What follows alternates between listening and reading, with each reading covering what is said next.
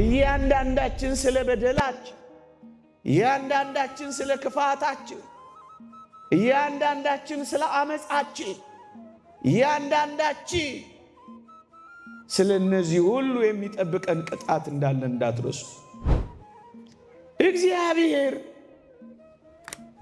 ኃጢአትን ተው አለን እንጂ መኖርን ተው አላለንም እኮ ምእመናን። መስረቅን ተው አለን እንጂ መስራት ተው አላለንም እኮ ወገኖቼ። የአይሁድስ በዛ ትሉ የለ? የእኛስ አልበዛ? የሐሜት ጥፋታችን አልበዛ? የጸብ ጅራፋችን አልበዛ? የቁርፊያ ሰንበራችን አልበዛ? የዝሙት የሾህ አክሊላችን አልበዛ? ዛሬም በክርስቲያኖች በወዳጆቼ ቤት የቆሰልኩት ቁስል ነው አለ። ዛሬስ በእኛ ልብ ውስጥ መቁሰል አለበት? በምህረቱ እጆች ላይ ሳናርፍ በቅጣቱ ልምጭ ልንገረፍ ነው። በእቅፉ ውስጥ ሳናርፍ በቁጣው ውስጥ ልናልፍ ነው። ወገኖቼ አሁን የመመለስ ዘመን፣ አሁን ሰውነታችንን የእግዚአብሔር ማደሪያና ዙፋን፣ ኃጢአትን ማስወገጃ፣ በደልን በንስሐ ማጥሪያ ልናደርገው ይገባል።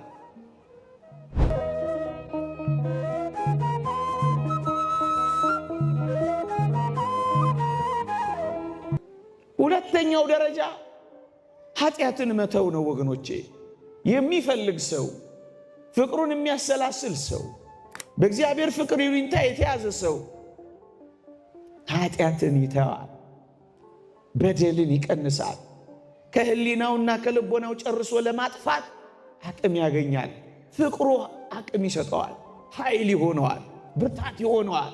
ስለዚህ ኃጢአትን ለመቀነስ አቅም ያገኛል።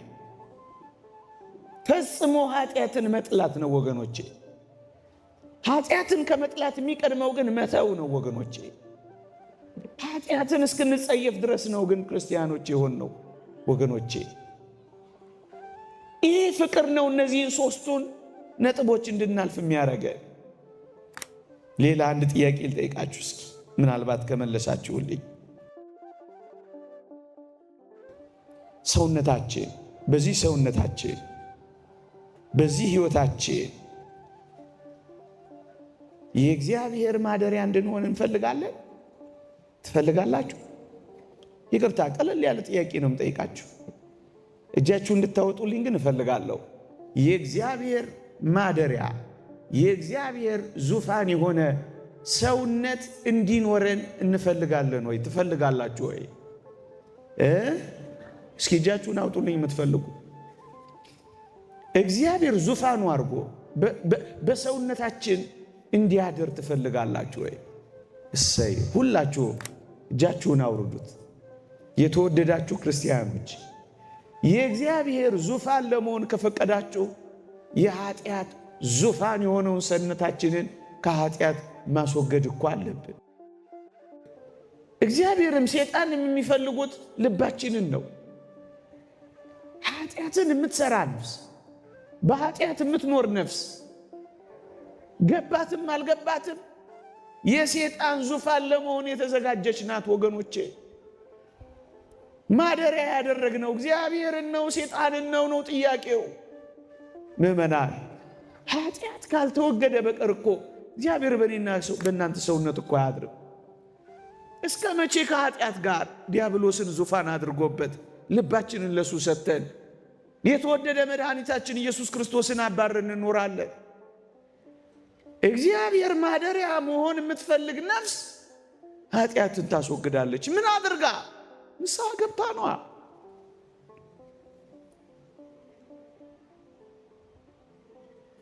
እግዚአብሔር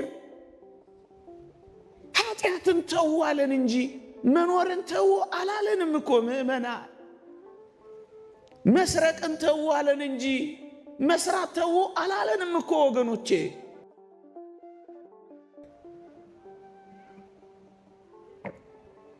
ጣላለንም እግዚአብሔር። በጣም ቀላል ጥያቄ ነው የጠየቀን እግዚአብሔር። ንስሐ እንድንገባ ብቻ ነው እግዚአብሔር። ይኸውላችሁ ለምን ወደቃችሁ አይደለም እኮ እግዚአብሔር ጥያቄ፣ ለምን አልተነሳችሁም ነው እኮ እግዚአብሔር ጥያቄ። አንድ ሊቅ እንደተናገረው መውደቅ አዳማዊ ነው አለ። እንደ ሰው ወድቀናል፣ እንደ ሰው ደክመናል፣ እንደ ሰው በድለናል፣ እንደ ሰው አሳዝነናል፣ እንደ አዳም ተዋርደናል። እሺ መውደቅ አዳማዊ ነው ካለ በኋላ ወድቆ አለመነሳት ግን ዲያብሎሳዊ ነው ይላል። ወድቀን ካልተነሳን እንደ አዳም እኮ አይደለንም፣ እንደ ዲያብሎስ እኮ ነው የሆነው። የወደቁ አይነሱምን? የሳቱስ አይመለሱምን? ይላል ነብዩ ኤርምያስ። ወገኖቼ አሁን የመመለስ ዘመን፣ አሁን ሰውነታችንን የእግዚአብሔር ማደሪያና ዙፋን፣ ኃጢአትን ማስወገጃ፣ በደልን በንስሐ ማጥሪያ ልናደርገው ይገባል። እስኪ ሌላ ጥያቄ ልጠይቃችሁ። ትንሽ ከበድ ያለ ጥያቄ ነው የምጠይቃችሁ። ከሚመጣው ዘመን ቁጣ፣ ከሚመጣው ዘመን መከራ ለማስፈራራት ፈልጌ አይደለም። ከሚመጣው ዘመን የእግዚአብሔር ቅጣት ማምለጥ ትፈልጋላችሁ? ትፈልጋላችሁ? እስኪ የምትፈልጉ እጃችሁን አውጡልኝ። ዓለም በክፋት እየባሰ ይሄዳል ይላል የእግዚአብሔር ቃል። ከትላንትናው ይልቅ የዛሬው ክፋት ይብሳል። የነገው ደግሞ የትየለሌ ነው። ምእመናን በሰማይና በውስጧ ለምትኖሩ ደስ ይበላችሁ፣ በምድርና በባህር ለምትኖሩ ወዮላችሁ። ዲያብሎስ ጥቂት ዘመን እንደቀረው አውቆ በታላቅ ቁጣ ወርዷልና ይላል። ክፋት ይብሳል፣ ጭካኔ ይብሳል። እየባሰ የሚሄደው ነገር አንድ ነገር ማምጣቱ ግን አይቀሬ ነው። እሱ ምንድነው? የእግዚአብሔር ቁጣና ቅጣት። ለምን? ቅጣትንና ቁጣን ሳታመጣ የምታልፍ ኃጢአት የለችም። እያንዳንዳችን ስለ በደላችን፣ እያንዳንዳችን ስለ ክፋታችን፣ እያንዳንዳችን ስለ አመፃችን፣ እያንዳንዳችን ስለ እነዚህ ሁሉ የሚጠብቀን ቅጣት እንዳለ እንዳትረሱ። ምን ካላል ካልተመለስን የሊቃውንት ትምህርት ነው። ቅጣትን ሳታመጣ የምታልፍ ኃጢአት የለችም ወገኖች። እሺ እንደዚሁ ቤቱ እየተመላለስ በቅጣት ስናበቃ አሳዝናችሁ ከሚጠፋው ዓለም ጋር እንጠፋለን፣ ከሚኮነነው ዓለም ጋር እንኮነናለን። በእግዚአብሔር መቅሰፍት ከሚበላው ዓለም ጋር በመቅሰፍት እኛም እንጠፋለን። ንስሐ ባትገቡ እናንተም እንደዚሁ ትጠፋላችሁ ብሏል ጌታችን። እንዲሁ ከሚጠፋው ዓለም ጋር ልንጠፋ ነው። እያለን እንደሌለ ልንሆን ነው። በምህረቱ እጆች ላይ ሳናርፍ በቅጣቱ ልምጭ ልንገረፍ ነው። በእቅፉ ውስጥ ሳናርፍ በቁጣው ውስጥ ልናልፍ ነው። እውነት ነው። መከራን የማታመጣ ኃጢአት የለችም። የእግዚአብሔር ቃል እንዲህ ይላል፣ አሁንም መንገዳችሁንና ስራችሁን አሳምሩ፣ የአምላካችሁንም የእግዚአብሔርን ቃል ስሙ። እግዚአብሔር የተናገረባችሁን ክፉ ነገር ይተዋልና ይላል። እግዚአብሔር የተናገረው ክፉ ነገር ካለ ሊያደርግብን እንዲተወው ከፈለግን መንገዳችንን እናሳምር። በምን? በንስሐ ነዋ። መንገዱ ያላማረ ሁሉ እግዚአብሔር የተናገረው ነገር ይሆናል። መጀመሪያ በፍቅሩ ይሉኝታ እምቢ ካልንስ በመከራው ግርፊያ። ለዚህ ነው ስለ ፍቅሩ እንቶ ምናልባት ይህም ካልሆነልን ስለሚመጣው የመከራና የቁጣ ጊዜ ብለን ቢያንስ ከእግዚአብሔር ጋር ለመታረቅ እንመለስ። በዘመን ማብቂያ ላይ ይሄንን መልእክት ማስተላለፍ ነው። የተወደዳችሁ ክርስቲያኖች፣ በተለይ በዚህ ዘመን ከኔና ከናንተ የሚጠበቀው ንስሐ ብለን ስንናገር እንደ ነገሩ መተን ሪፖርት እንድናደርግ አይደለም ወገኖቼ። የህይወት ለውጥ እንዲኖረን ነው የሚያስፈልገው።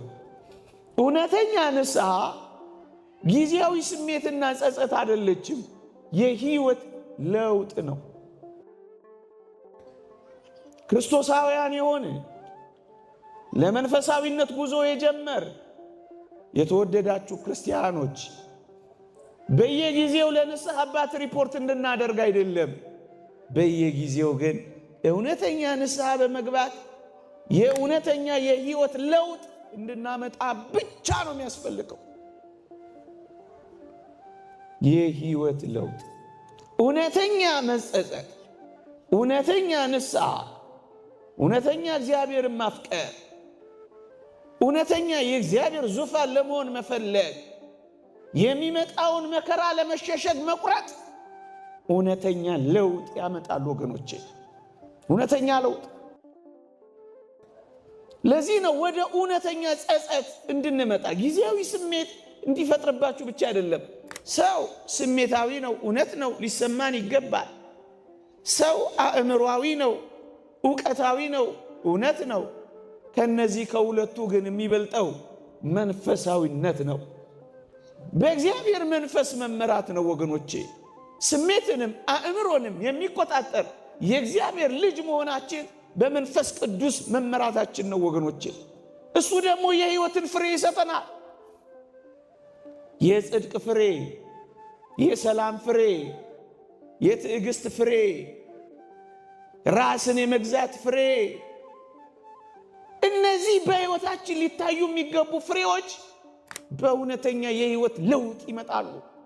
አሁን ዛሬ ከማታ ጀምሮ የሕይወት ለውጥን እያጣጣምን እውነተኛ ወደ ሆነች የንስሐ ሕይወት እንድንመጣ ነው እግዚአብሔር የሚፈልገው ወገኖቼ።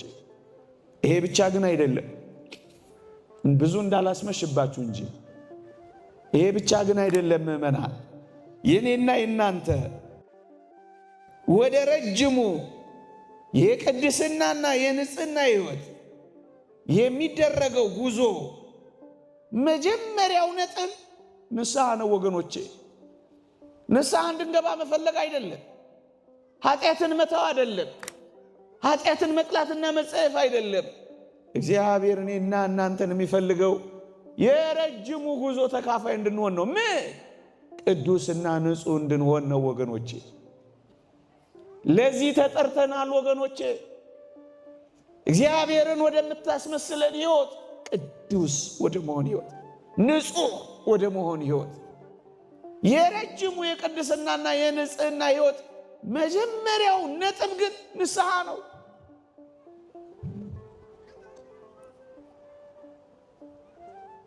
የግንኙነቱ መጀመሪያ ንስሐ ነው። ንጹሕ እንድንሆን ነው እግዚአብሔር ይጠራል። እኔ ቅዱስ ነኝና እናንተም ቅዱሳን ሁሉ የሚለው ጥሪ ጥቅስ ብቻ አይደለም፣ ቅዱሳን እንድንሆን ነው እግዚአብሔር ይጠራል። ወደዚህ ወደ ቅድስና፣ ወደዚህ ወደ ንጽህና የምን ሄደው የመጀመሪያው የግንኙነት መጀመሪያ ግን ቢያንስ ንስሐ መግባት ትንሹ እኮ ነው ወገኖቼ፣ በጣም ትንሹ።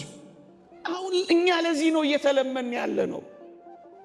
እኛ ለዚህ ነው በአቦ በሥላሴ በሞቴ በመከዳው ጡቴ እየተባለ እየተለመን ያለ ነው። አሁን እንኳን ለክርስቲያን ለማን ሊቀርብ ይገባል? ይሄ ጥያቄ እኮ በእውነት ሊያሳፍረን ይገባል። ምክንያቱም የጉዟችን ጫፍ ንጹሕና ቅዱስ፣ እንደው ጎርጎርዮስ ዘኑሲስ እንደሚለው ስንደርስበት ወደምናገኘው ወደምናውቀው እንጂ አሁን ወደማናውቀው ሕይወት ውስጥ ነው ጉዞ እያደረግን ያለ ነው። ስንደርስበት ወደምናውቀው ምእመናን እንዴ አባቶቻችን እኮ ፀሐይ አለች የለችም ነው ጥያቄያቸው እኮ። ፀሐይ ትውጣ አትውጣ እኮ አያውቁም ንጹሐኑ ቅዱሳኑ። ምክንያቱም ፀሐይ በሆነው በኢየሱስ ክርስቶስ ሕይወት ውስጥ ስለሚኖሩ ሁሌ ብርሃን ነው ለነሱ። ምድራውያንን ሰዎች ሲያገኟቸው አሁንም እንደ ከርሞ እንደ ድሮ ፀሐይ ትወጣለች ነው ጥያቄያቸው ወገኔ። ሴት ይሁን ወንድ ይሁን የማይለዩበት ደረጃ ነው የሚደርሱት።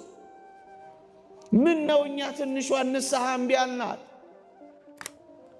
እስከ መቼ ከእግዚአብሔር ጋር እንደተጣላን? እወድሃለሁ በስራዬ ግን እሰቅልሃለሁ ማለት ይገባል። ምእመናን የእግዚአብሔር ቃል እንዲህ ይላል፣ በስራቸው በክፋታቸው በኃጢአታቸው በክህደታቸው የእግዚአብሔርን ልጅ ይሰቅሉታል ያወርዱታል የሚላል ቅዱስ ጳውሎስ። የአይሁድስ በዛ ትሉ የለ የእኛስ አልበዛ? የሐሜት ጥፋታችን አልበዛም? የጸብ ጅራፋችን አልበዛም? የኩርፊያ ሰንበራችን አልበዛም? የዝሙት የሾህ አክሊላችን አልበዛም? ዛሬም በክርስቲያኖች በወዳጆቼ ቤት የቆሰልኩት ቁስል ነው አለ። ዛሬስ በእኛ ልብ ውስጥ መቁሰል አለበት? ዛሬም በእኛ አንደበት መገረፍ አለበት? ዛሬም በእኛ ጥላቻ መድማትና መጥቆር አለበት? የእኛስ በደል የእኛስ ሰቅሎ ማውረድ የለም አለ አለ። ወደዚህ ንጽህናና ወደዚህ ቅድስና ነው የእግዚአብሔር ቃል ጥሪ። ምእመናን ንጹህና ቅዱስ እስክንሆን ኃጢአትን እስክንጠላ አይደለም፣ ጭራሽ እስከማናውቀው ድረስ ቀስ በቀስ ቀስ በቀስ ቀስ በቀስ ቀስ በቀስ። እርግጠኛ ነኝ እዚህ የመጣችሁት ምርጫችሁን እግዚአብሔር አድርጋችሁ እንደሆነ እረዳለሁ አውቃለሁ። ባይሆንማ እዚህ ቁጭ ብላችሁ ታግሳችሁ እንደኔ ምናምንቴ የሆነውን አትሰሙም ነበረ። ግን ልንገራችሁ፣ ምርጫውን እግዚአብሔር ያደረገ ሰው መንገዱን እግዚአብሔር ያረጋል፣ ፈቃዱን እግዚአብሔር ያረጋል፣ ሐሳቡን እግዚአብሔር ያረጋል። ምርጫ የሚገለጸው በሱ ነው። ፈቃዳችንን ለፈቃዱ ስንሰጥ፣ መንገዳችንን ለመንገዱ ስናስገዛ ነው ሐሳባችን የእግዚአብሔር ሐሳብ ሲሆን። ክርስቲያን እንደዚህ ነው ወገኖች፣ ክርስቲያን እንደዚህ ነው። ክርስቲያን እንደዚህ ነው።